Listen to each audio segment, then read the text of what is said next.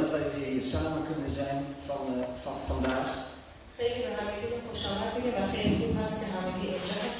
Er zijn veel kerken die gesloten zijn.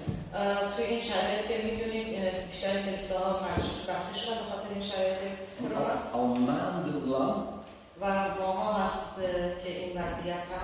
En daarom is het echt genade van God dat wij een plek hebben en dat wij...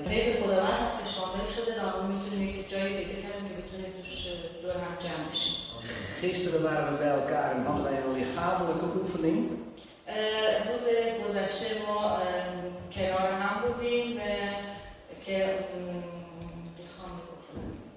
Gymnastiek. Volleybal. In de picknick. دیروز همه اعضا رفتن برای پیکنیک به سوال ورزش کردن، مقدار اکتیو بودن، جسمی. En ik heb gemerkt dat mensen met de naam Reza heel goed kunnen volleyballen. و رضای عزیز که خیلی خوب تونستن والیبال احتمالاً بازی کنن. Ook wel met naam Gosto. و همچنین خسرو. Vandaag zijn we bij elkaar voor geestelijke oefening. ولی امروز از دور هم جمع شدیم برای اون اکتیو بودن یا فعالیت جسمی دیروز بود، حالا روحانی. En ik heb vandaag een ernstige boodschap. من امروز یک پیامی براتون دارم، این پیام خیلی جدی. Iets waar wij allemaal mee bezig zijn is, wat is de zin, wat is het doel van mijn leven? چیزی که میخوام بهتون بگم، اینو بگم که کجا مشغول هستیم، به چه چیزی مشغول هستیم و هدف من و شما در زندگی چیه؟ Wat wil jij graag bereiken in je leven? و اینکه تو توی زندگیت تمایل به چه چیزی میخوای به دست بیاری؟ Wil je graag gaan studeren misschien? ممکنه که دوست داشته باشی درس بخونی یا تحصیل کنی. Of je wil graag werk vinden.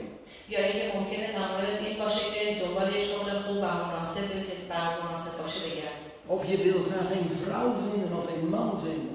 یا ممکنه دنبال یک همسر خوب بگردی. Allemaal belangrijke dingen. همه اینها مهم هست، چیزای مهمی هست. Mooie doelen. و هدفهای زیبایی هست. Maar belangrijker is de vraag, in de ogen van God is belangrijk, waarom wil je dat? ولی سوال مهم این هست که تعمق کنید در نگاه خداوند، در دید خداوند این سوال میاد که چرا دنبال این چیزها هستی؟ دلیلش چیه؟ Waarom wil jij studeren? Waarom wil jij werken? هدف چی از درس خوندن؟ هدف چی از کار پیدا کردن؟ Er zijn heel veel redenen voor. خیلی دلایل مختلفی درش هست. Maar er zijn twee redenen die gevaarlijk zijn. ولی دو تا دلیل هست که یه مقدار خطرناکه، دو تا از دلایلی که الان بیان می‌کنم. En die zal ik noemen, want ze komen veel voor. و اون رو الان در مورد صحبت می‌کنم چون چیزای زیادی هست. Eerste reden is, jij wil invloed hebben, jij wil macht krijgen. حقیقتا این هست، یک از دلایل خیلی خطرناکش این هست که تو بخوای که نفوذ داشته باشی و اینکه بخوای که قدرتی رو به دست بیاری. Jij wil graag een werk vinden, jij wil graag een functie krijgen waar anderen naar jou moeten luisteren. پس اگر انگیزت این باشه تو داری دنبال کار یا موقعیتی میگردی که هدف انگیزت این هست که عده‌ای به تو گوش بدن، مطیع باشن. Jij wil graag een leidinggevende positie hebben. و تو میخوای رهبری کنی توی موقعیت خاص قرار بگیری و رهبری گروه رو داشته باشی. En deze motivatie die vind je veel, helaas, bij leiders en bij mensen in de politiek. و این نوع انگیزه بیشتر ما میتونیم اون رو واضح در کسایی که توی سیاست هستن و کسایی که میخوان رهبری و رئیسی کنن برای اشخاصی ببینیم. Maar ook wel veel onder jonge mensen, zogenaamde influencers, die via vlogs de wereld willen, dat anderen naar hen luisteren.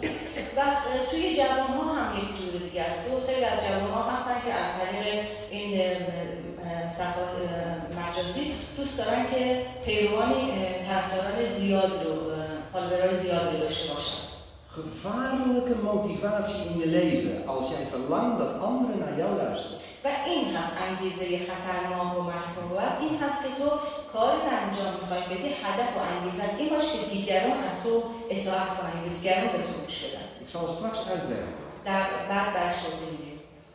Tweede gevaarlijke reden is, je wil graag veel geld verdienen en rijk worden. دومین دلیلی که خطرناک هست و بهش توجه کنید این که هدفت از اینها این باشه که تو بخوای ثروت زیادی جمع کنی، درآمد بیشتری جمع کنی و غنی بشی.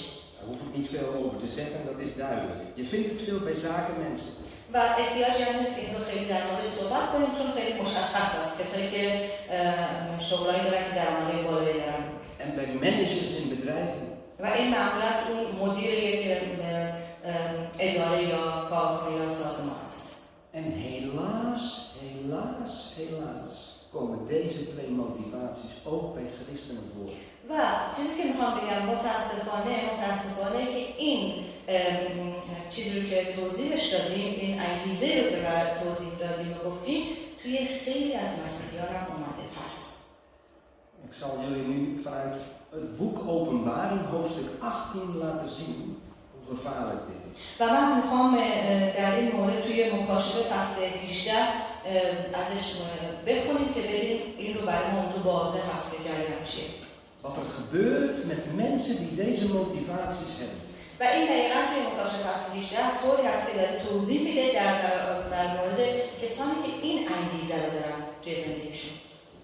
In Openbaring 19 wordt beschreven de wederkomst van Jezus, van de hemel naar de aarde. و بلافاصله مکاشفه فصل 19 میاد که در مورد آمدن بازگشت عیسی مسیح است. En in Openbaring 18 wordt beschreven de laatste tijd vlak voordat Jezus terugkomt. پس بنابراین این مکاشفه فصل 18 دقیقاً داره اون از موقعیت میگه، روزهای آخر، زمان آخر میگه، قبل از اینکه عیسی مسیح بیاد، یعنی نزدیک به اومدن عیسی مسیح. En wij weten niet wanneer Jezus terugkomt. و میدونیم که هیچ کس نمیدونه، ما نمیدونیم که عیسی مسیح کی برمیگرده. Maar we wachten al 2000 jaar. و حدود شاید بیش از 2000 سال هست که منتظر هستیم برای بازگشت ثانویه مسیح. En één keer zal het toch de laatste tijd zijn en gaat hij terugkomen. و یک دفعه اون میاد، هیچ کس نمیدونه و یک دفعه اون بازگشت میکنه. En het zou zomaar kunnen zijn dat wij in die laatste tijd leven. و این هست که باید آماده باشیم وقتی که میاد ما تو روزهای آخر درگیر چه نوع زندگی هستیم، زندگیمون چطوریه. Openbaring 18 beschrijft het leven in de wereldstad Babylon. توی مکاشفه فصل 18 در مورد نحوه زندگی در روزهای آخر به نحوه زندگی بابل تشریح شده. De hele hoofdstuk gaat over dat Babylon en dat is de hoofdstad van dat rijk. کل این فصل در مورد بابل و زندگی که توی روش بابل هست داره میگه و اون رو میگه اون شهر اصلی نام میبره. Wat is Babylon? بابل چی هست؟ معنیش چیه؟ Ik zei het net al, het is de naam van de hoofdstad. اولین چیزی که به ذهنم میاد نام یک شهر بزرگه. Maar Babylon beschrijft ook het leven, de cultuur in dat rijk. ولی کلام مقدس منظورش به اینه که وقتی میگه بابل اون فرهنگ و سنت و روش زندگی بابل هست. Dat is een cultuur, het is een wereldrijk, hè? Het is een wereldrijk met één grote machthebber. و این داره میگه اون روشی هست، ساختاری هست که دنیا داره به روش بابل زندگی میکنه. En dat hoofdstuk 18 beschrijft het leven, de cultuur in dat wereldrijk. و مکاشفه فصل 18 در این مورد زندگی و روش زندگی سنت و فرهنگی که با روش فرهنگ بابل یکی شده. Het is een cultuur, een systeem waar politiek en godsdienst en economie samenwerken. و این رو چجوری عمل میکنه بابل؟ اینکه میاد از طریق مذهب، از طریق سیاست و از طریق اقتصاد یا مادیات این رو با هم ترکیب میکنه، یک قدرتی میشه و اون کار رو انجام میده. En die samenwerking tussen politiek, economie en godsdienst heeft één groot doel: heersen, macht hebben over mensen. و این کار رو میکنه وقتی که مذهب و سیاست و اقتصاد رو با هم یکی میکنه. هدفش اون هست که خدا رو جلال نمیخواد، هدفش که جلال دادن برای خودش هست. Ik lees vers 3 van Openbaring 18. از فصل 18 آیه 3 رو میکنه. Alle volken hebben door haar ontucht de wijn van haar wellust van Babylon gedronken. De koningen op aarde hebben ontucht met haar gepleegd en de handelaars op aarde zijn van haar overvloedige weelde rijk geworden. سقوط بابل آیه 3 زیرا که از شراب افسوس زنای او قوم‌ها همه نوشیدند و شاهان زمین با او زنا کردند و تاجران زمین از کثرت تجملات او دولتمند شدند. Kijk, het is dus een systeem waar geld en handel en politiek samenwerken met de godsdienst. اینجا در مورد سیستمی صحبت میکنه که میاد و به بت‌پرستی میکشونه انسان‌ها را از طریق تجارت و اقتصاد و مادیات انسان‌ها را به بت‌پرستی میکشه. En als je uit Iran komt, dan vertel ik niet, dan is dit niet iets vreemds, dan is dit heel bekend, neem ik aan. و از عزیزانی که از ایران اومدن این رو خیلی براشون ملموس مشخص هست، اونجا ترجمهش کردن که چطوریه. Maar nu de grote teleurstelling voor ons allemaal, het systeem zoals het in Iran is, dat zal in de laatste dagen over de hele wereld zijn. ولی بدتر از اون میدونیم چی هست؟ برای ایرانی که این رو تجربه کردن براشون ملموس هست و بدتر از اون که این فقط الان این وقت صحبت میکنیم فقط توی شرایط ایران نیست، اون شرایط تو روزهای آخر کل جهان رو میگیره. En dan leef je in een wereld waarin geloof en godsdienst niet meer is om God te eren, nee, dat is om macht te krijgen over mensen. یعنی اینکه دنیا به سمتی میره که مذهب و گفتیم سیاست اقتصاد با هم قاطی میشن و از طریق مذهب این کار پیش میره، نه مذهبی که خدا رو جلال بده، مذهبی که به بت‌پرستی هست، مذهبی که انسان خودش رو جلال بده و قدرت رو میخواد به دست بگیره. De godsdienst die wordt misbruikt voor eigen doelen, eigen doeleinden. یعنی سوء استفاده از خداوند، احکام خداوند برای هدفهای خود شخص. De mensen willen er zelf beter van worden en daar wordt alles voor gebruikt, ook geloof en godsdienst.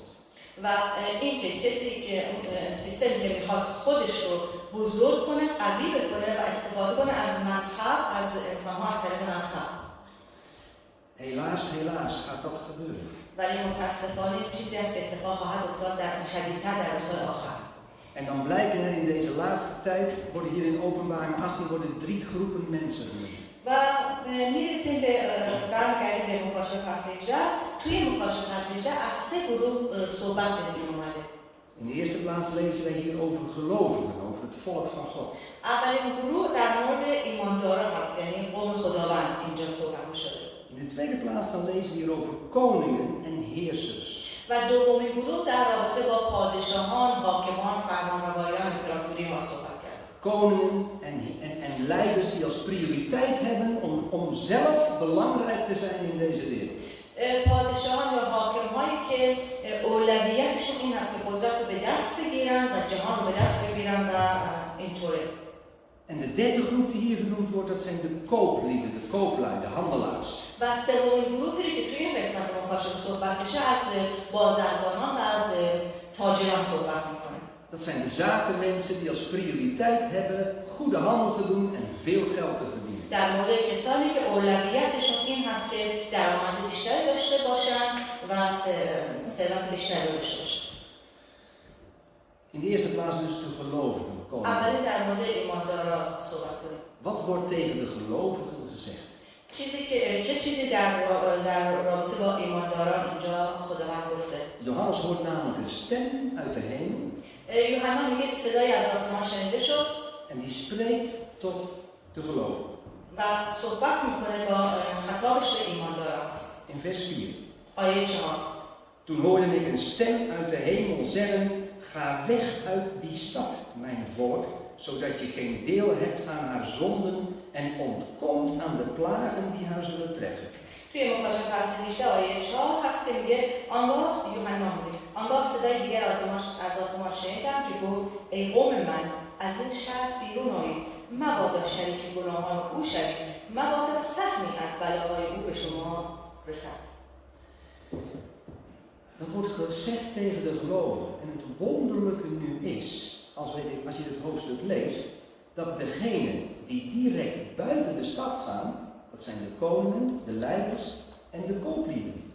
وقتی که این قسمت رو میخونیم نگاه میکنیم وقتی که این هشدار رو میده و این فراخوان رو برای خارج شدن از بابل سیستم بابل میگه میبینیم جایی هست که حاکمان فرمانروایان و پادشاهان هم بیرون اومدن از این سیستم. Zij horen namelijk dat er een oordeel van God over die stad komt. En zij hebben genoeg geld om direct de benen te nemen. و چون این کار کردن؟ چون اونا شنیدن میشنن که این خارج شده مبادا داوری بر شما قرار بگیره و اونها به اندازه کافی میگن ما به اندازه کافی پول و ثروت داریم پس بهتر بیرون بیان کنار بیستیم تا بر ما داوری نشه. Maar zij hebben de boodschap van de engel maar voor de helft begrepen. اونها این پیام فرشته خداوند رو نیمه فهمیدن، کامل درک نکردن. Zij verlaten namelijk lichamelijk, fysiek de stad. Maar de engel die bedoelde natuurlijk dat zij geestelijk zouden afstand moeten nemen. اونها فکر کردن که نیمه فهمیدن، درک نکردن، فکر کردن که باید جسماً از اون شهر بیان بیرون، از در امانن، در صورتی که پیام خداوند هست که ذهن روح باید از اون سیستم بابل خارج بشه، نه فقط جسمی. En kijk, degene die lichamelijk de stad verlaten, dat kun je zien met je ogen. Je kunt zien wie de stad verlaat. وقتی که جسمی خارج میشن از بابل کنار میستن این قابل رؤیت قابل دیدن که اینها خارج شدن از این شهر از اونجا نیستن. Maar die stem uit de hemel die riep tot de gelovigen van verlaat de stad geestelijk. Neem afstand van deze zondige wereld. ولی پیام فرشته این بود که فاصله بگیرید از سیستم بابل خارج بشید از در روحانی منظورش بود. En dat is niet zo makkelijk te zien aan de buitenkant. ولی این چیزی هست که ظاهری دیده نمیشه. اینکه جسمی میاد بیرون دیده میشه ولی میتونه هنوز روح تو ذهنت اونجا باشه تا اینکه از طریق روحانی خارج بشی نپذیری این سیستم. Maar dat gaat snel duidelijk worden. و خیلی سریع مشخص میکنه که مفهوم چی هست. Als er een test komt in je leven. وقتی که آزمایشی در زندگی میاد مشخص میشه که جسماً خارج شدی یا روحاً خارج شدی. En die test die komt hier ook. اینجا هم همین برای ما هم همین امتحان خواهد آمد. Voor deze heersers en deze handelaren die zijn gevlucht, komt de test. برای کسانی که حاکما فرمانروایان و تاجرایی که از اون شهر اصطلاحاً بیرون اومدن حالا مشخص میشه که آیا واقعاً بیرون اومدن یا نه و یک آزمایش برای اونها قرار میگیره. Er komt namelijk een oordeel over deze stad Babylon. چون که برای اون شهر بابل حالا اون داوری خداوند قرار گرفته. De stad zal in brand gestoken worden. چرا که اون شهر میسوزه En zal helemaal vergaan. و همه چی نابود میشه اون شهر. Hoe reageren nu de leiders, de koningen en de kooplieden? خب حالا اول ببینیم کسایی که عکس‌العمل این افراد که بیرون اومدن جسمی چی بود؟ پادشاهان، حاکمان و تجار. Eerst vers 9, eerste koning. اول از حاکمان فرمانروایان. آیه 9. De koningen op aarde die ontucht met Babylon hebben gepleegd en in weelde hebben geleefd, die zullen om haar jammeren en treuren als ze de rook boven haar, de stad, zullen zien opstijgen. آیه 9 از فصل 18. و چون شاهان زمین که با او زنا کردن شریک تجمل او شدند دود سوختن او را یعنی بابل را ببینند در خواهند گریست و به سوگ او خواهند نشست. Dus ze zullen huilen, ze zullen rouwen, ze zullen klagen. پس می‌بینیم که داره بیان می‌کنه که این پادشاهان فرمانروایان بیرون میان و گریه می‌کنن و غمگین هستن و افسرده. Maar waarom klagen ze? چرا اونها از این مسئله غمگین و افسرده هستن؟ اندوه دارن؟ Omdat er een einde is gekomen aan hun luxe leven in weelde. چرا؟ به خاطر که اونها میبینن با چشمشون که پایان یافت تمام اون زندگی تجملاتی که داشتن که مردم رو به زیر سلطه میکشیدن از طریق ثروتشون تمام شده دیگه، امید نیست براشون. Lees maar mee in vers 10. و آیه 10 Ze blijven op een afstand staan, ontzet door de straf die de stad krijgt. En ze zeggen, wee, wee, Babylon, die grote en sterke stad, in 1 uur is je oordeel voltrokken. اونها بیرون ایستادن و از ترس عذابی که او میکشد یعنی بابل دورا دور خواهند ایستاد و ناله سر خواهند داد که دریغ ای شهر بزرگ، ای بابل، ای شهر پرقدرت، چه شد که 1 ساعته نابود شد؟ Hier valt iets op, hè? چیزی رو اینجا ما متوجه میشیم. Ze blijven op een veilige, grote afstand van de stad staan. اونها الان فاصله دارن با این شهر و جایی هستن که در امنیت هستن. Ze denken dat ze buiten de stad aan het oordeel kunnen ontkomen. چرا که فکر میکنن وقتی که خارج شدن از شهر فاصله دارن بیرون از شهر ایستادن پس اون داوری بر اونها قرار نمیگیره، فقط در بابل قرار میگیره. En ze kijken met verdriet hoe de stad ten onder gaat. و با ناراحتی دارن نگاه میکنن که این شهر اینجوری نابود شده. Maar wat voor verdriet is dat? ولی برای چی غمگین هستن؟ این غم حسرتشون اندوهشون برای چی هست؟ Want ze steken geen hand, geen vinger uit aan al die mensen die daar verloren gaan, die verbranden. همچنین ما ایستادن و دارن نشون میدن کسایی که توی اون شهر بابل دارن میسوزن و از بین میرن. En waarom niet? و هیچ کمکی هم نمیکنن. چرا؟ Ze denken dat ze zelf veilig staan buiten de stad. اونها هیچ تلاشی نمیکنن برای کسایی که تو اون شهر قابل نجات هستن، چون که فکر میکنن که ما باید کنار بیستیم که ما آسیب نبینیم، تو جای امن بیستیم. Zoals in alle tijden en zo ook in deze laatste tijd. Bij de rijken gaat het in het leven om veiligheid. و دقیقا همین چیزی هست که امروز روز ما میبینیم، تجربهش میکنیم. کسایی که هستن، کسایی که ثروتمند هستن و دور میایستن از کمکی نمیکنن به دیگران. Mijn veiligheid is veel belangrijker dan het leven of de gezondheid van anderen. اونها این رو باور دارن که زندگی من، ثروت من، sarmoye man مهمتر از این هست که به زندگی و مشکلات دیگران. En ook de handelaars, de kooplieden, de zakenlieden die treuren, die huilen en die rouwen. و بعد میرسیم به جایی که تجار، تاجران، بازرگانان اونها هم دارن نگاه میکنن و اونها هم اندوه دارن و گریه میکنن. We lezen het in vers 11. و این تو آیه 11 میکنه. De handelaars op aarde treuren en rouwen om haar, om de stad Babylon.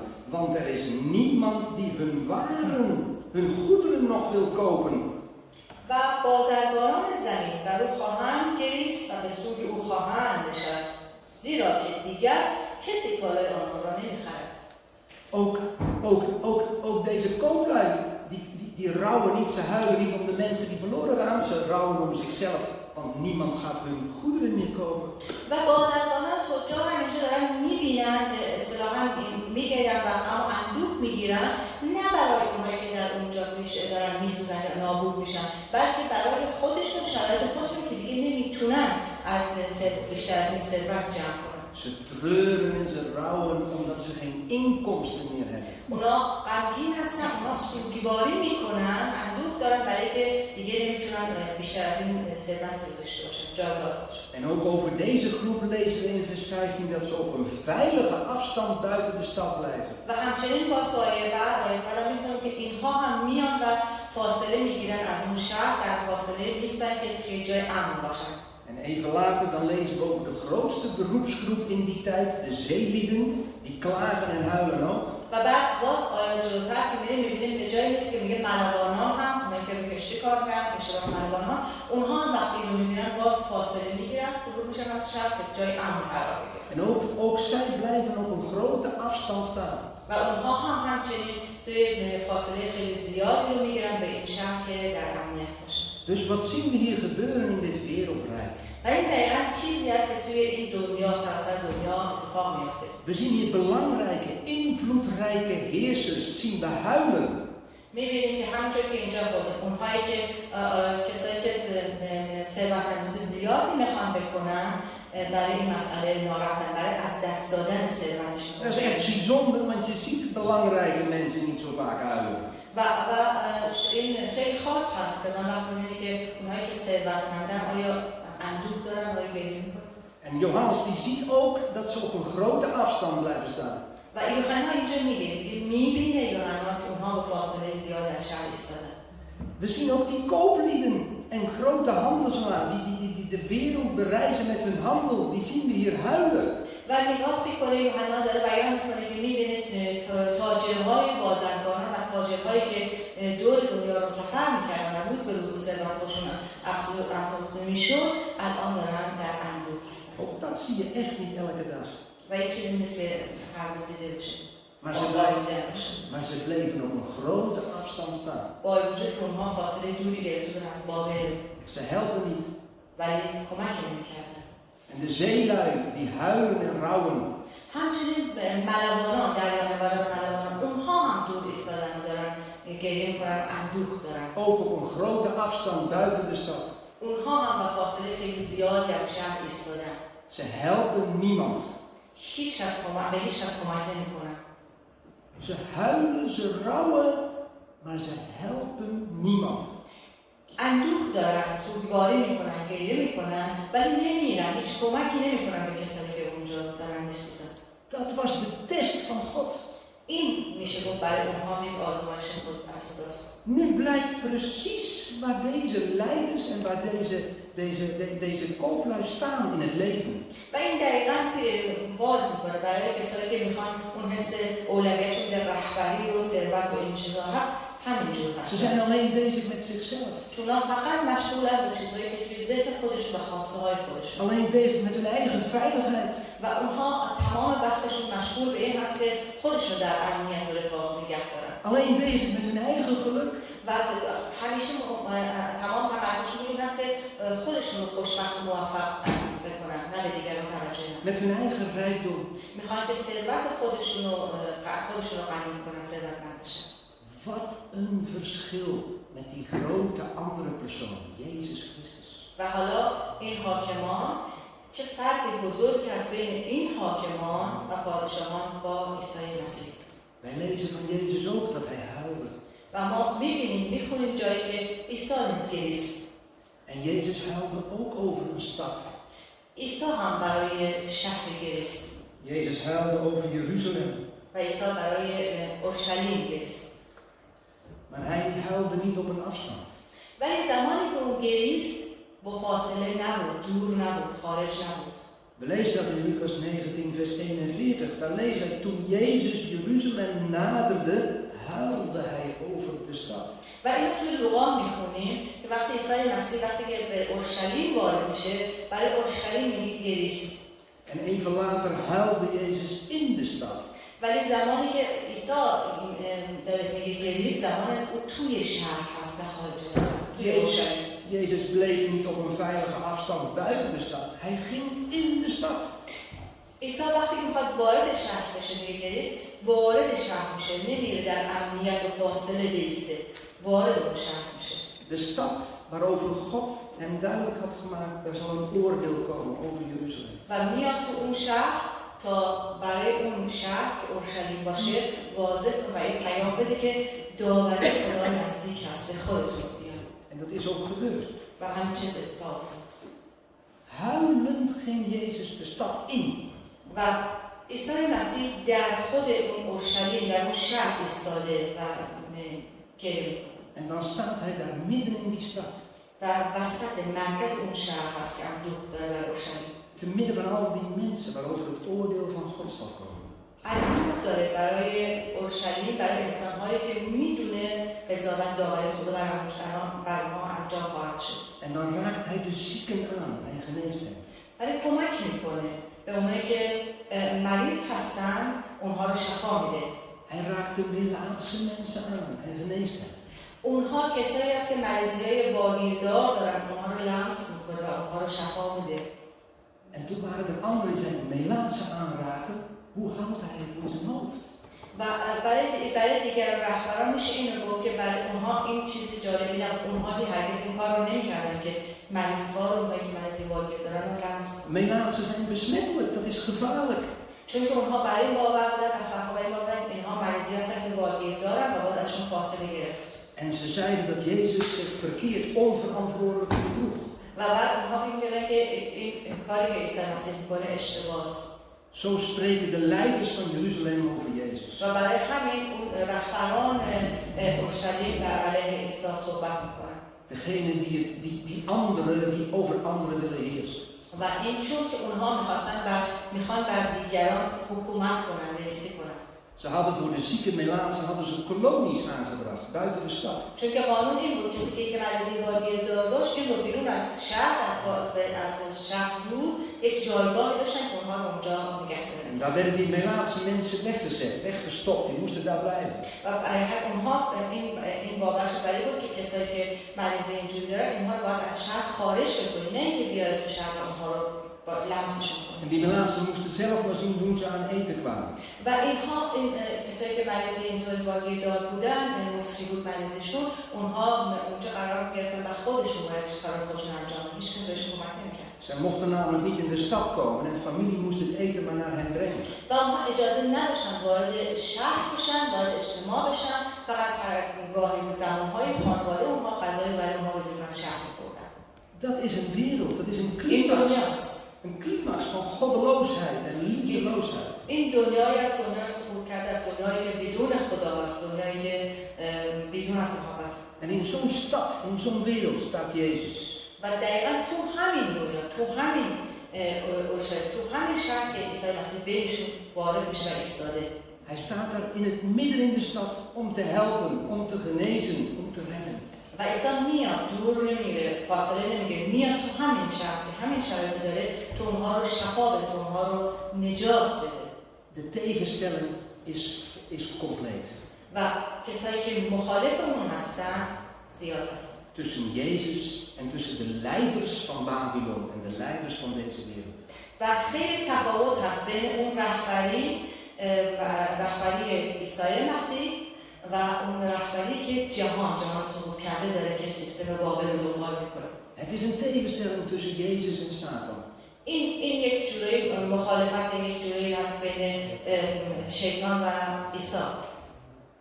Beginnen we al een beetje te zien hoe gevaarlijk het is als je een verkeerde motivatie hebt in je leven. الان برام یه مقدار بازتر شد از اینکه وقتی میگیم انگیزه‌هایی هستن، انگیزه‌های خطرناک چی هستن؟ Wat is jouw doel in het leven?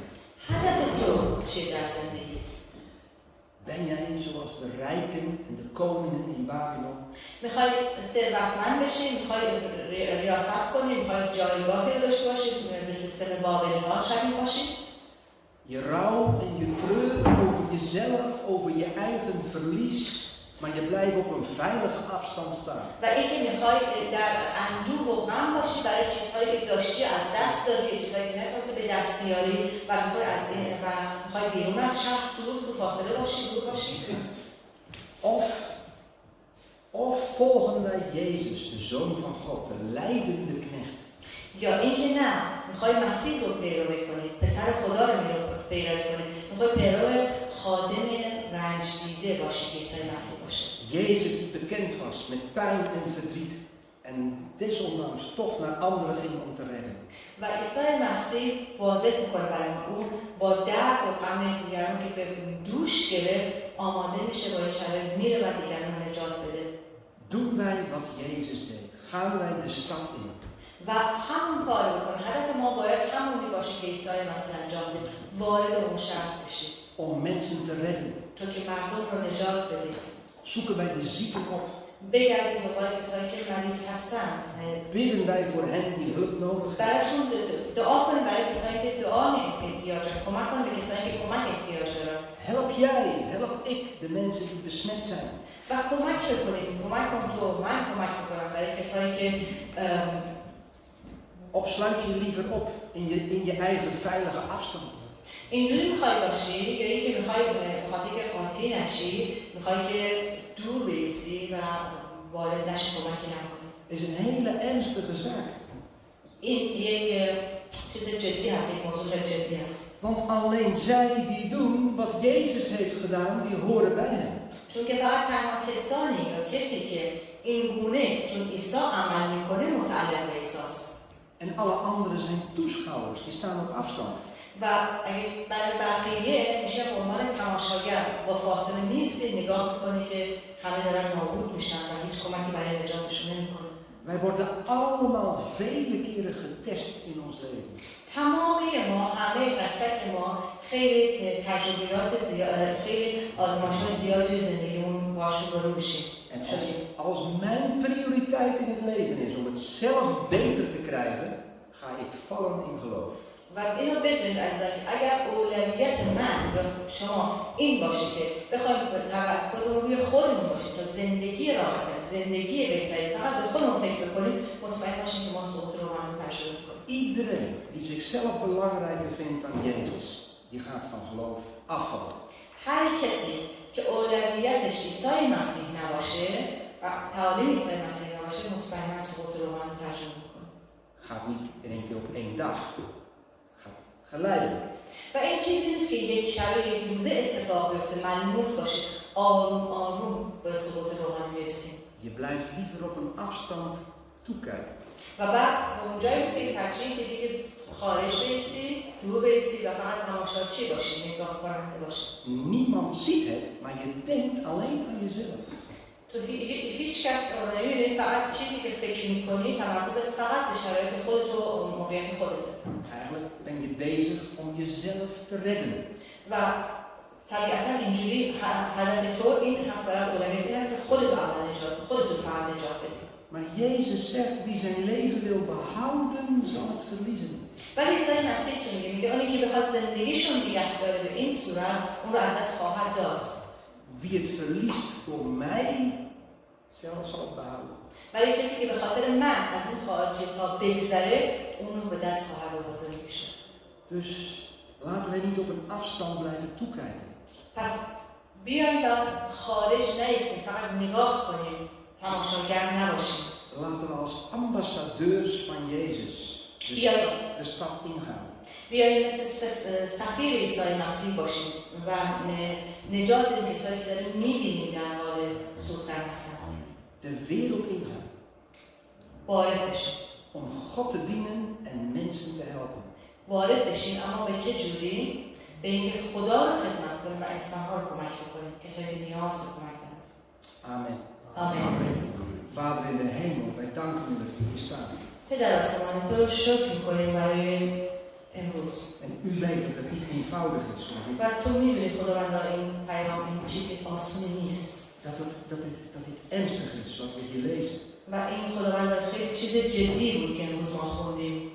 Dank u wel dat uw genade enorm groot is. و خداوندا شکرگزار هستیم برای اون فیض و رحمت بزرگت. Dat u vergeeft. برای اینکه تو ما رو می‌بخشی. Dat u een nieuwe kans geeft. و اینکه تو شانسی دوباره فرصت دوباره به ما میدی. Dat u ons uitnodigt om op te staan. و اینکه تو ما رو فرا خواندی برای اینکه دوباره از اون بلند شیم و شروع کنیم. En steeds weer opnieuw te beginnen. و اینکه میخوام از امروز شروع کنیم جدید داشته باشیم. Dank u wel voor uw grote genade. شکر خداوند برای اون بر فیض عظیمت. Help ons om staande te blijven, Vader. و خداوند به ما کمک کن تا بایستیم. Dat bidden we u in Jezus' naam. در نام عیسی مسیح دعا کردیم. Amen. آمین. Amen.